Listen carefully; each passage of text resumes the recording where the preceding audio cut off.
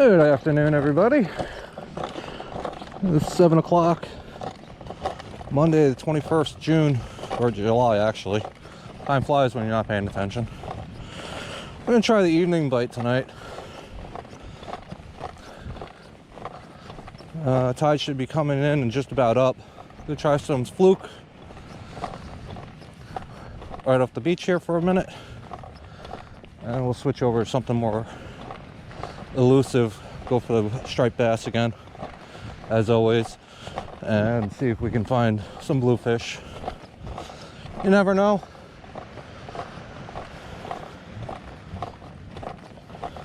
Just see what happens. Let's come out here, have a good time, and maybe we get some fish.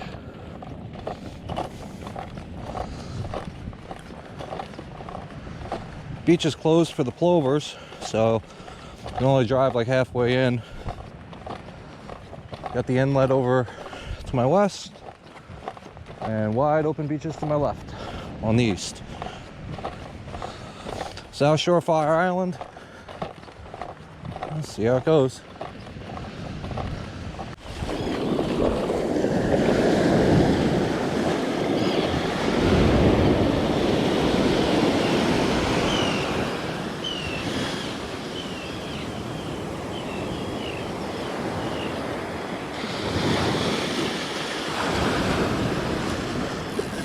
Oh, there we go.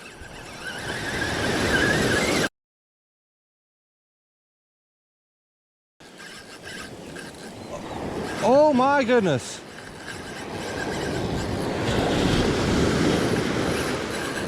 What did I get?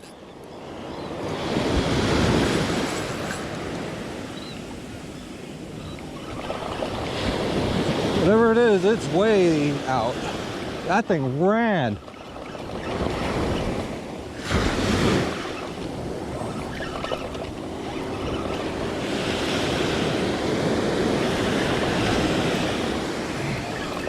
What did I get?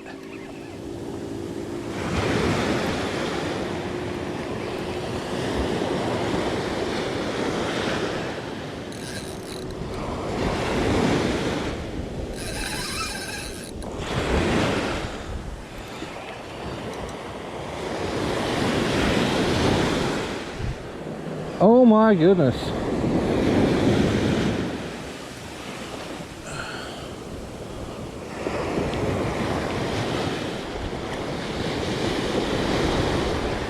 I got a ray. I think I got a stingray.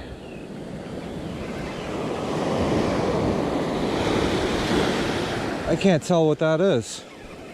Or shark. Whatever it was, it ran. That ran. That was not happy.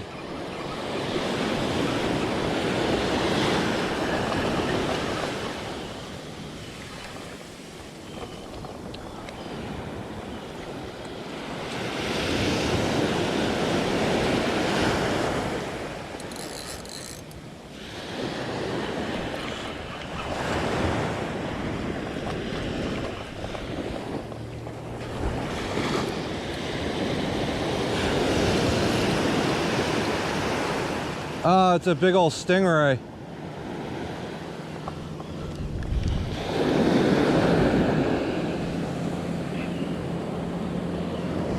Oh, this is not going to be fun.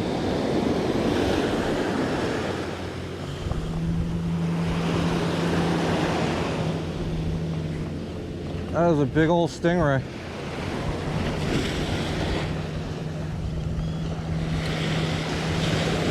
Oh, not that big, but I think I foul hooked them.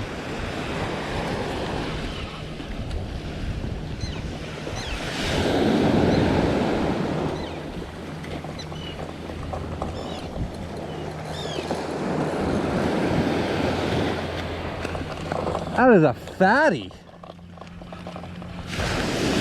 Yeah, I got him in the wing.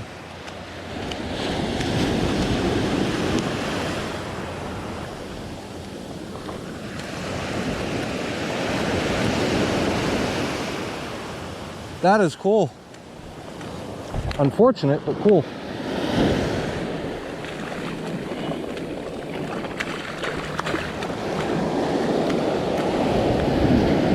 Sorry, buddy.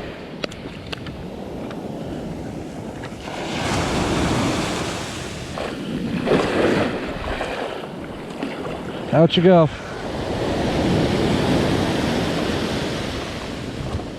Oh, that was a good fight.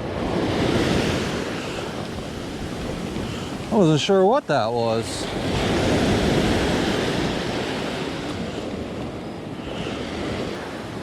But he was a little fatty. He was very round in the middle. I'm used to skates. You know, they're very flat.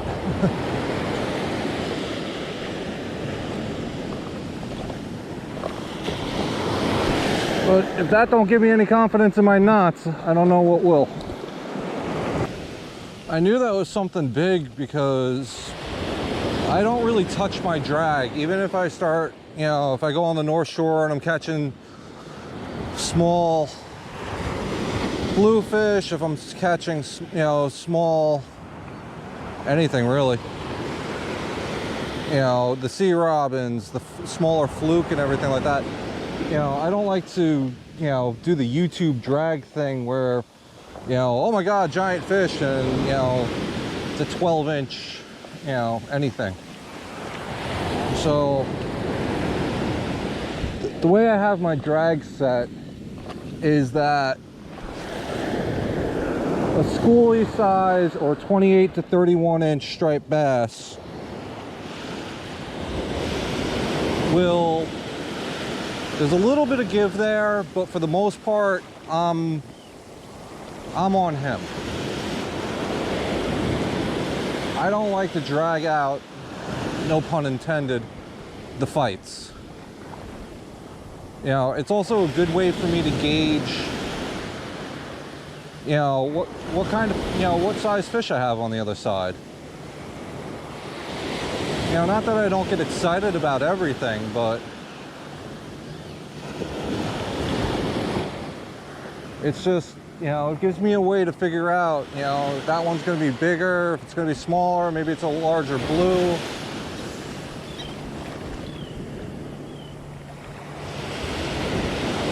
But for the most part, I keep my drag set where it is. I don't make it looser, I don't make it tighter unless I have to.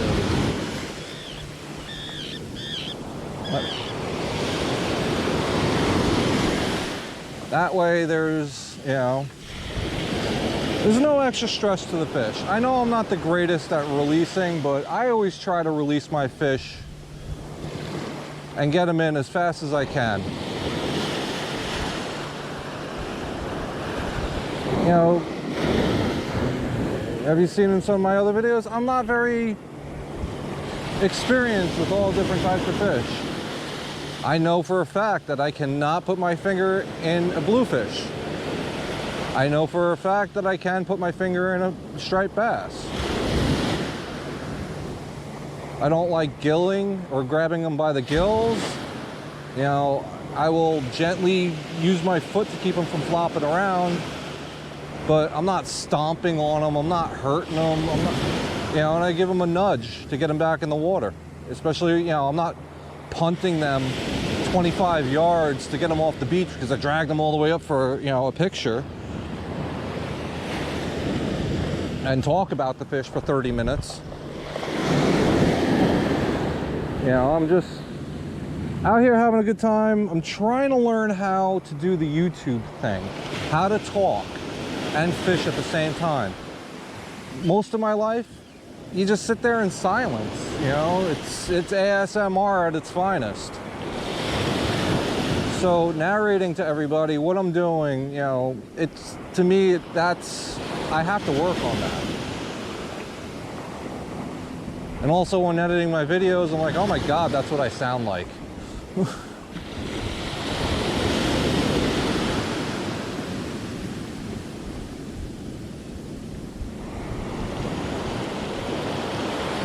know, I try to watch other guys that are a lot better at this than me. You know, whether it's the way that they fish or the way that they narrate what they fish. I'm just figuring it out as I go.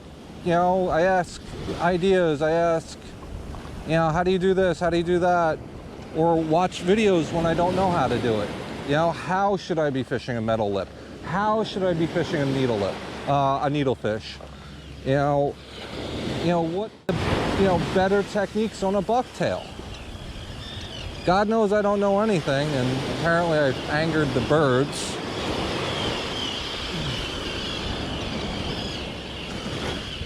You know, I don't want to cast when the birds are out front because, you know, they zigzag all over the place. They're going in a million directions, and they're a pain in the ass to get off of, you know, your line when they get tangled. I don't want them to get hurt. I don't want to get hurt because some of them are nasty.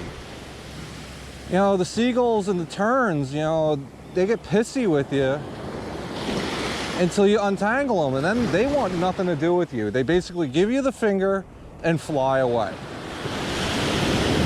If you hook a cormorant, oh my God, they are vengeful and they want revenge.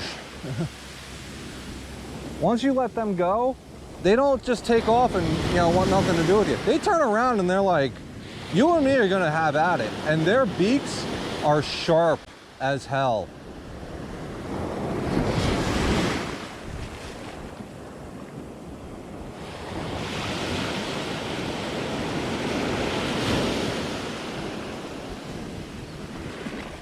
You know, the way I'm fishing a bucktail isn't how everybody else does it. You know, but I switch it up all the time. I'm using, you know, I don't have every weight of bucktail to be throwing out here, you know? So, cast it out, let it sink, and I do, you know, just consistent bumps with a medium reel speed. Just enough to keep it, I can sometimes feel it bounce the bottom, sometimes it doesn't.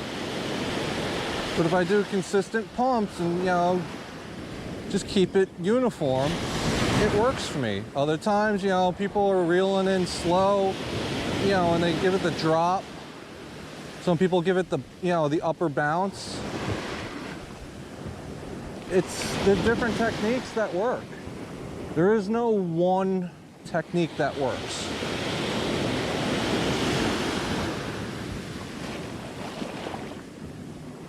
You know, because I could be doing one technique, the guy literally 5 feet away from me could be doing a different technique, the guy 10 feet away from me could be doing a different technique on the other side, and, you know, one guy's bombing it, and, you know, he's catching fish after fish after fish, but that's fishing. When, you know, when somebody else is better or doing better than you are, you know, you don't go, oh, you know, the hell with that guy, and, oh, you know, that's not fair. You learn. Every day I'm out here fishing, I try to learn what works, what doesn't work. You know, and every day, in 30 minutes, everything's different on the beach. You know, the tide has moved in, it's moved out, the current switched, the wind switched, the swells, you know, got bigger, they got smaller. You know, the different light. I've had a difference where it's this dark and there's nothing out here. And then 15 minutes later, it's fish after fish after fish. You know, I've had days where I've come out 2 o'clock in the morning and I fished until 10, 11 o'clock in the morning. You know, that's 8 hours of fishing with nothing. And then for 30 minutes, an hour, it's all of a sudden just bang, bang, bang. You know, you go 5 for 5 on casting, you know, and you have a fish every cast, and then it's gone. You know, it's, I look at it 2 different ways. One is that, you know, I cycle through my lures trying to find what works. But what works here isn't what works here, and it's not what works there. So an SP minnow may be killing it here, a needlefish may be killing it here, you know, topwater may be killing it here. But in 10 minutes, there's nothing. It's an ever-changing thing. It's not a pond where that's the little honey hole right there under that tree, you know, and there's always bass there. You know, that's the ocean.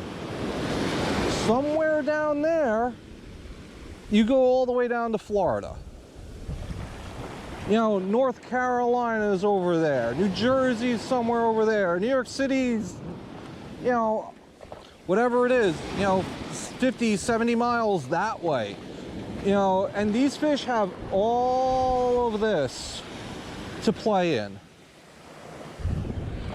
I mean, you know, it's July. Typically not a good time for striped bass. The water's too warm. It's been a weird season. You know, it started out good in April, like middle of April, end of April, and then turned to crap. And it's sporadic. The irony is a couple days ago, I was further east at another inlet. My reel started getting messed up. And I walked back to the truck. I took it apart on the hood of my truck. I, you know, greased it and cleaned it out, made sure everything looked good, put it all back together. Left my camera, my belt, my bag, everything at my truck. And then I take 2 casts with an SP minnow that I just randomly grabbed. Nobody's catching shit. And I get a huge, you know, bluefish. You know, it's a pretty good gator. You know, and of course, you know, this doesn't go as planned. So, you know, my camera's in the truck. You know, all my gear's in the truck. I'm 30 feet away fighting this thing at the rocks. You know, and it's not like, oh, time out, I gotta go get my stuff to film this. And the other thing is I hate the rocks. Don't get me wrong, it's a great place to fish. I don't like fishing on the rocks. Especially low tide rocks. I don't even know if you guys can see anything. They're covered in, you know, in algae, they're covered in seaweed. They're slick as ice, even with the spikes. You can go down. But to get the fish up, I'm not snapping my pole horsing a fish up, you know, or breaking off a line and then that poor fish is stuck with the lure. I will fish the rocks, but I'll sit there and go like, okay, this is an easy place to get down, yada, yada, yada, and I'll give it a shot. You know, the inlets and the jetties, they're good places to fish. I don't like them. Just for the fact that, you know, I'm out here, you know, the beach, you know, they closed where you can drive up to this jetty. I am half a mile, 3/4 of a mile away from anybody else that's parked. There's nobody else out here. What, you know, there's guys on the other side. What do they can do for me? I'm rambling on. It's funny because I'm like, I don't know how to talk to the camera. I'm not comfortable with it. And here I am just ranting. But, you know, these are all the thoughts that go through my head. A little perspective on me. You know, something goes wrong here. This isn't a game. I'm wearing waders. I got spikes in my, in my boots. But this is not a game. I fall in here, nobody's going to know. This is going to be found footage. If somebody finds it.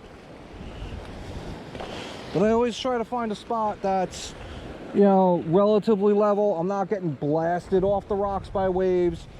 And I have an area that's safe to land the fish if I catch one. So we're going to try bucktail out here for a little bit. And like I said, sorry for ranting. I don't even know if I'll put this in the video. Maybe I will, just to make filler. But you know, it's an ever-changing place. What worked 30 minutes ago isn't going to work now. You know, now my 1.5 ounce, 2 ounce bucktail is good because I got the current running, I got the tide, you know, going out. I'm just going to bounce this right through this shoal into the, you know, there's a shoal right here where it's all, you know, it's all shallow and you know, shallowed up and everything.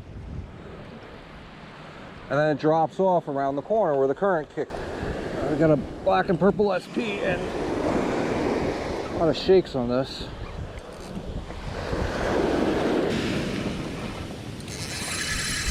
Woo! You got that wrong. No, wait, that's a bluefish. That's a big honking bluefish.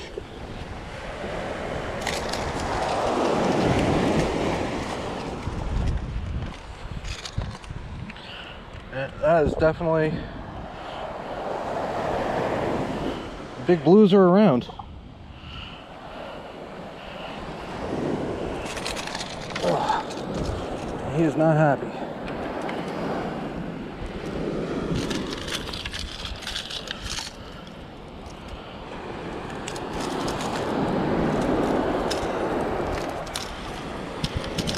It's not working out good here.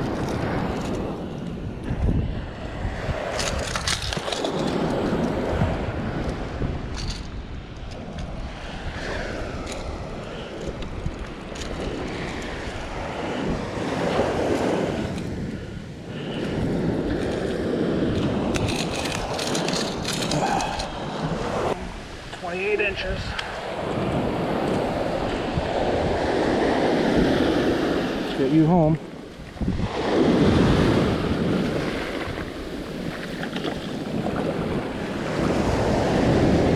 And he's away. All right. Had to retie my leader because it broke off. Lost my black and purple SP, unfortunately. But we're back at it.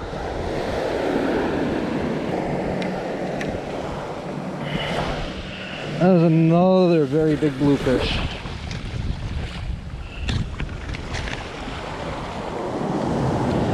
And now he's completely, I gotta lip him.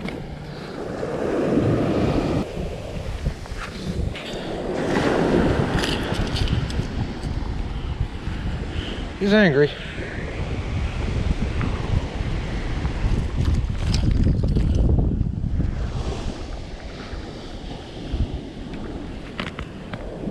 That's a blue. This red light makes it hard.